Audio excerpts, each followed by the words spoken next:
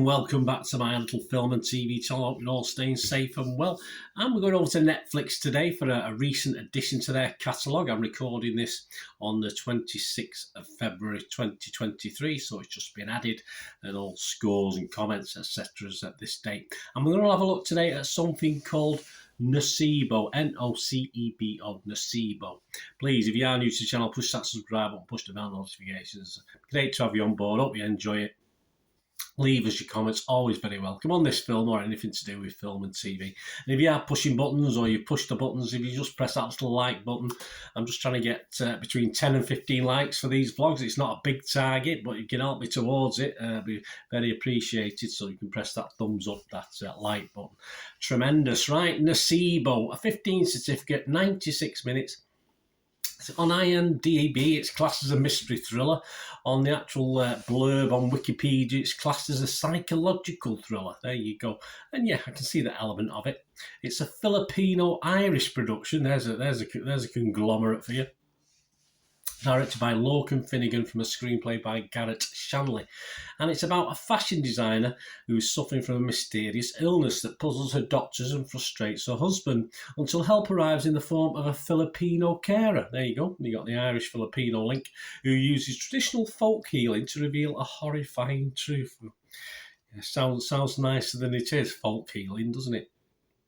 What are they thinking? What's it rated? Well, Rotten Tomatoes audience are okay on it. 68% positivity, 3.9 out of 5. That's good. Internet Movie Database just slightly under that magical 6 out of 10 I like to see. Just 5.9 out of 10. But again, not a disaster. That's based on almost 2,400 scores and reviews. This film stars Eva Green, Mark Strong, Chai Fanacia, Billy Gadsden, Kathy Belton and Anthony Falcon. Well, the public seem to like it. What about the critics? The critics, well, Rotten Tomatoes, 70% of their 53 critics are positive. And it comes out with a rating of 6.2 out of 10, so not bad at all. That's 37 fresh and just 16, a fair chunk of rotten, 16 rotten. Metacritic, the other site we'll look at, uses a weighted average. Assigned this film a score of 58 out of 100. That's based on 6 critics.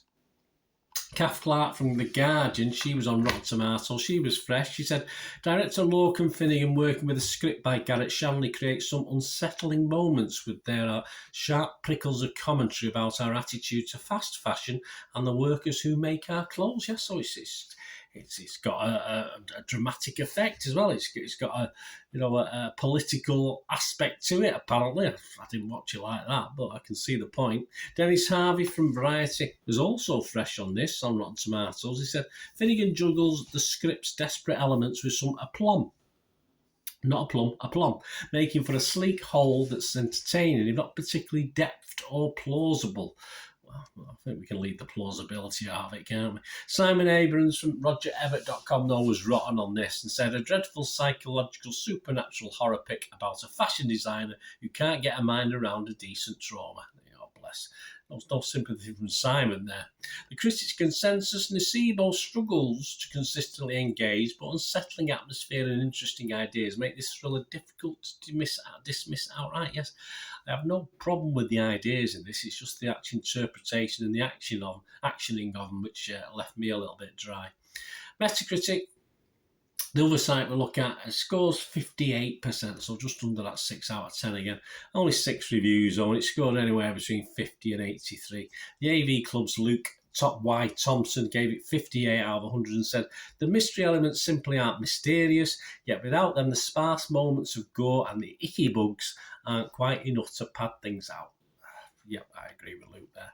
The playlist, though, liked it a little bit more, gave it 75 out of 100 and said, it's rare for a film to so boldly depict shamanic experience as NOCEBO does here, where ritual and sacrifice open up relations with enigmatic and powerful forces in unseen realms.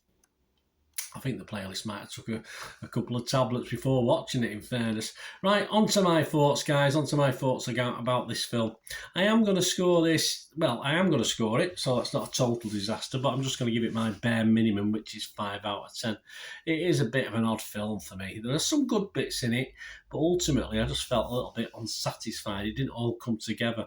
Well acted, but not as thought out as it should have been. I don't think. I think there's a lot of say they've got some good actors in there. They've got a reasonable plot that just needed sorting out a little bit better than it was. I mean, the so-called scary moments for me were just a little bit silly rather than scary or eerie, which is a shame. As I say, it sets itself up nicely, but it just lets itself down with its execution. So for me, summing up, simple, an okay story, not fully developed, and an anticlimactic ending as well. I thought the ending was all a little bit rushed, which left me, as I said, I wasn't overly impressed, and then the ending just made me go, all right, okay.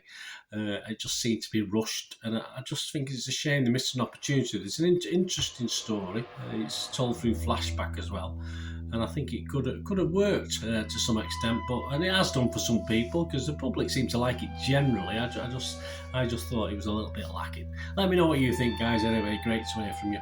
Until we meet again, and that's one thing, don't I? Please stay safe, everyone. Bye for now.